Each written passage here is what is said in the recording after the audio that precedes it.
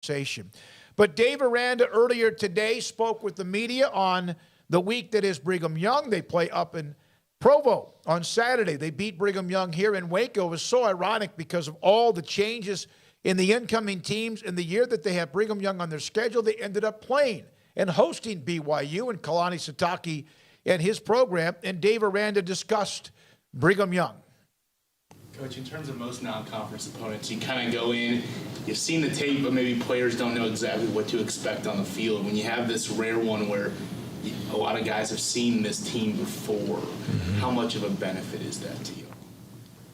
No, I appreciate that. Yeah, it works both ways. I think, in looking at them, there is a flare of game plan, of game planning on the defensive side of the ball particularly. And so, there's not there. You look at week to week, they change some.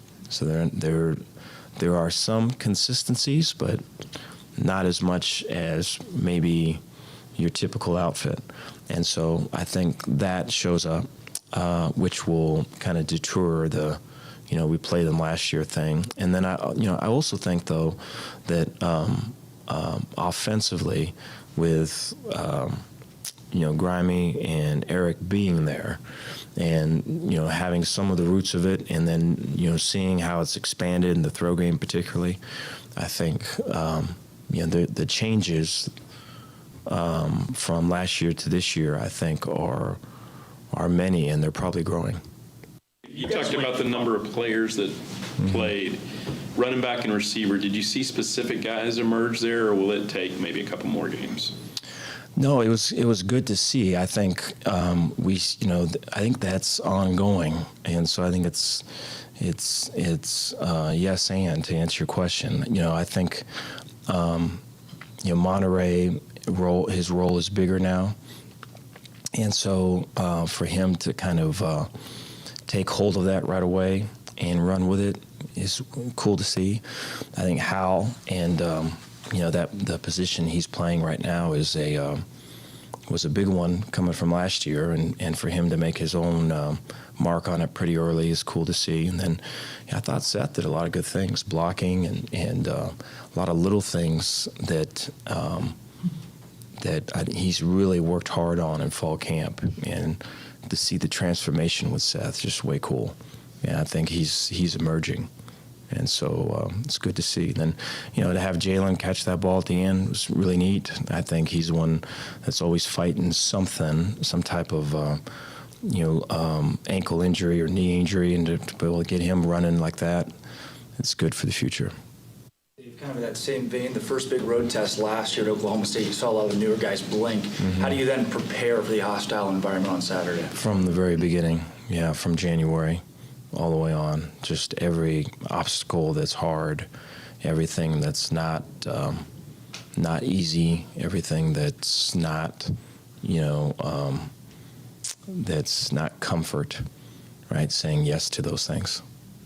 That's Dave Aranda earlier today. Brigham Young coming up Saturday night in Provo, and also about the young receivers emerging as they made some plays. Craig, you do a quick hit. Paul, you were also watching. I was traveling on Saturday evening. It was so fun to see Gavin Holmes and also Squirrel Williams have success early in that game. That just the story behind those players and how many times they've been out or injured, to me, was part of the best part of that game. Yeah, I mean, it was, it's great if you know their stories. If you don't, you're like, what are you talking about? But they've both been through a lot of injuries. That's, probably a story that every college football team out there has.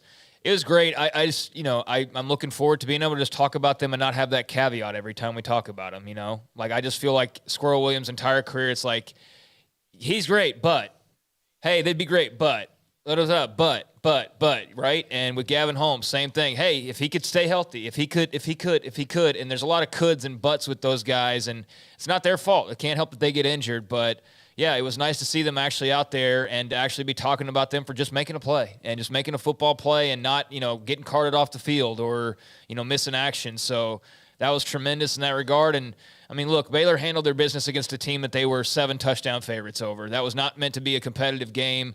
That was meant to be, for all intents and purposes, a tune-up for Baylor before BYU. Originally, it was supposed to be La Tech, and I think that would have probably ended up in probably similar fashion, really, when all was said and done. But, yeah, they went out and handled their business. Blake Shapen looked sharp. Kyron Drones looked sharp as well in a backup role. And I think you just got to see what you want to see in games like that. You want to see the benches emptied. You want to see young players. You want to see people stay healthy. And you want to see a win. And you want to see a comfortable win. And they checked every single one of those boxes on Saturday night. And the fans, even in a blowout, stayed, pretty good length of the way through the game because I think they were just entertained by, how dominant Baylor was and getting to see all of these new faces or old faces that they hadn't seen in a while. So I don't know how you could have really scripted outside of, Georgia beating a near top 10 team in the opener and outside of that kind of a thing. It's exactly what you want out of a season opener if you're Baylor football. Oh, I thought so. I mean, you can nitpick about some things, and the right side of the offensive line probably had the worst day. When you're talking about something has to be the best and something has to be the worst, but when you win 69-10 or whatever it was, what do you have to complain about? I mean, there's really nothing, and some of that will just come with chemistry and time, and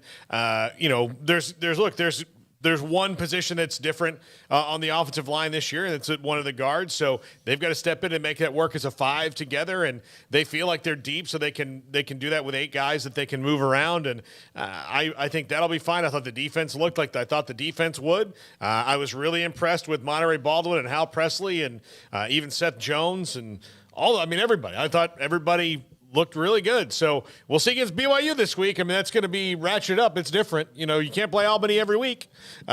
So it's going to be different. They did what they should have done, and there were still parts of the game in which the coaching staff, I'm sure, were able to get on film the evidence. There was